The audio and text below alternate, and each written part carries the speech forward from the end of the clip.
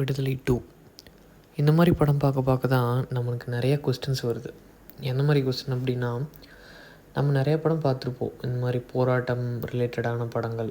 Like கவன் அந்த மாதிரி ஒரு படம் தான், கத்தி அந்த மாதிரி ஒரு படம் தான். அந்த மாதிரி நிறைய படங்கள் இருக்கிறது. ஜெய் பீம் அந்த மாதிரி நிறைய படம் இருக்குது. ஆனால் இந்த விடுதலை மட்டும் ஏன் கொஞ்சம் டிஃப்ரெண்ட்டாக இருக்குது அப்படிங்கிறது எனக்கு தெரியல. அண்ட் வெற்றிமாறன் எந்த மாதிரி ஒரு பேக்ரவுண்ட்லேருந்து வந்திருக்காரு அப்படின்னு எனக்கு தெரியல. இப்போ ஒரு டேரக்டர் வந்து ஏதோ ஒரு லவ் படம் எடுக்கிறாங்க.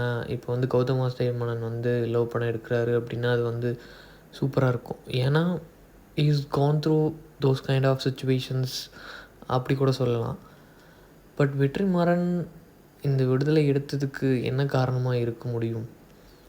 இதோட பேக்ரவுண்ட் என்னவோ இருக்கும்.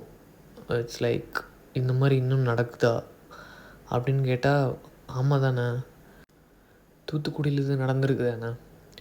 So somewhere in Tamil Nadu this is happening. இது நிறைய பேர்த்துக்கு கனெக்ட் ஆகாமல் இருக்கலாம். ஏன்னா நம்ம அந்த மாதிரி ஒரு பேக்ரவுண்டு கூட இல்லாமல் இருக்கலாம். மெய்யழகன் வந்து எனக்கு ரொம்ப கனெக்டான படம். ஏன்னா நான் வந்து ஒரு சின்ன பேக்ரவுண்டில் இருந்து கொஞ்சம் நல்ல பேக்ரவுண்டுக்கு வந்த பையன். ஸோ அதனால் எனக்கு அது நல்லா கனெக்ட் ஆச்சு. அதே மாதிரி இந்த விடுதலை அந்த மாதிரி யாரோ ஒரு பையனுக்கு கனெக்ட் ஆகிருந்தது அப்படின்னா அதோட வலியும் வேதனையும் வேறு மாதிரி இருந்திருக்கும்.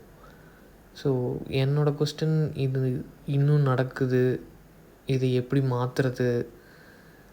ஒரு ஸ்டார் வந்து மறுபடியும் ஒரு அரசியலுக்கு வராரு அப்படிங்கிறப்போ அது எந்த மாதிரி இருக்கும்? அதெல்லாம் இவங்களுக்கு தெரியுமா? எனக்கு தெரியல. பட் இது more than a movie, it was quite different hit for me.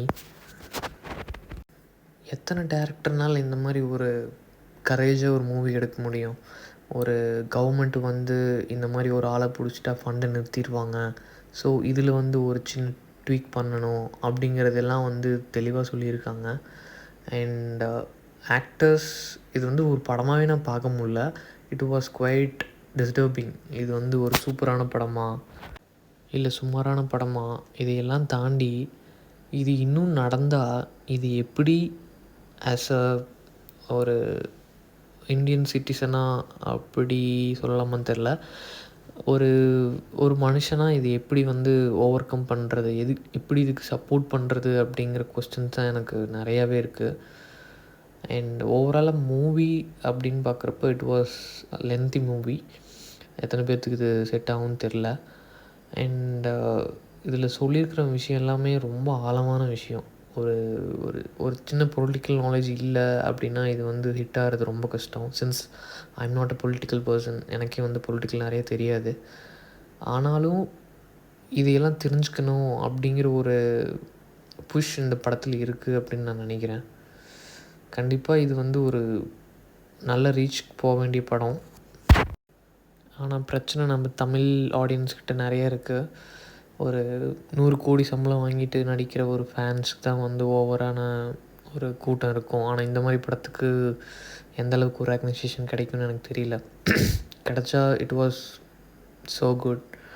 ஒரு ப்ரைட் மூமெண்ட், நம்ம ஆடியன்ஸ் வந்து நல்ல படத்தை பார்க்குறாங்க அப்படிங்கிற ஒரு ஐடியாவாவது கிடைக்கும் நம்மளுக்கு. சேத்தன் இதில் வந்து நல்லாவே நடிச்சிருக்காரு. He deserves a national award maybe. Yes, that's it for this விடுதலை.